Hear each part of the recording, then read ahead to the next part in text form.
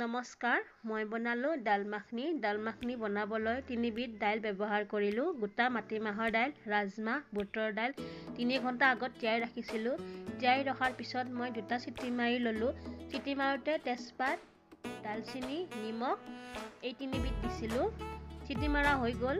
এতিয়া মই চম্ভাৰ দিম। চম্ভাৰত শুকান জলকীয়া, তেজপাত, বিলাহী, মছলা গোটেইখিনি দিছিলোঁ।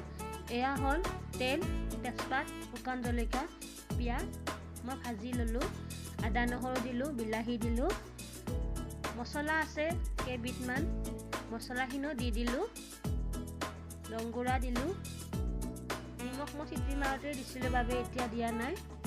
মই চম্ভাৰ মাৰিলোঁ। আপোনালোকে বনাই চাবচোন দাল মাখনি কেনেকৈ বনাই মোক জনাব। গৰম মছলা দিলোঁ, আদা কাটি থোৱা আছিল দিলোঁ, ঘি দিলোঁ, ক্ৰীম দিম। এয়া ক্ৰীম দিম এতিয়া মই। গোটেইখিনি মই মছলা আগত দিলোঁ, পাছত মই এইখিনি দিলোঁ। এয়া মোৰ দাল মাখনি ৰেডি। ভিডিঅ'টো চোৱাৰ বাবে ধন্যবাদ।